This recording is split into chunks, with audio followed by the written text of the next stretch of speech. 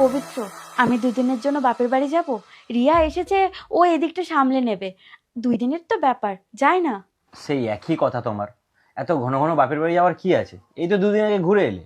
হ্যাঁ, আসলে মায়ের শরীরটা খুব খারাপ। মাকে খুব দেখতে ইচ্ছে করছিল। আর তাছাড়া ভাইয়ের চাকরি পাওয়ার পর থেকে তো আমার ওই বাড়িতে যাওয়াই হয়নি।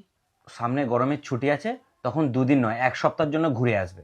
তুমি যদি এখন যাও, বোন ভাববে ওর জন্য তুমি চলে যাচ্ছ। এখন যেও না, ও খারাপ ভাববে। যাই না পবিত্র, 2 দিনের তো ব্যাপার। একবার বললাম তো না। তোমাকে কতবার বলতে হবে একটা কথা? নিজের মেয়েকে তোমরা মাসে 2বার করে বাড়িতে ডাকছো, অথচ বৌদিকে 6-7 মাস হয়ে গেলেও যেতে দাও না। কিন্তু তুমিই তো আমার বিয়ের সময় বলেছিলে যে এক মেয়ে যাচ্ছে আরেক মেয়েকে নিয়ে আসবে, কিন্তু তুমি বৌদিকে কোনোদিন মেয়ে হিসেবে ভেবেছো?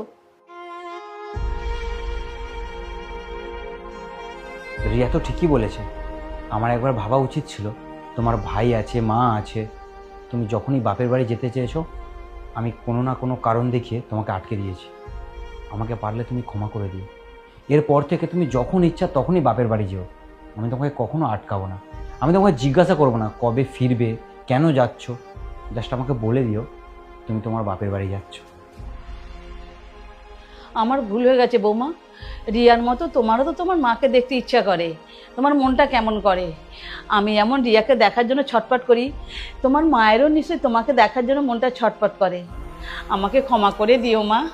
তোমাকে এইভাবে আটকে রাখা আমাদের উচিত হয়নি। এবার থেকে তোমার যখন ইচ্ছা তুমি তোমার বাপের বাড়িতে যাবে। এটাও যেমন তোমার একটা বাড়ি, তোমার বাপের বাড়িটাও তো তোমার একটা বাড়ি।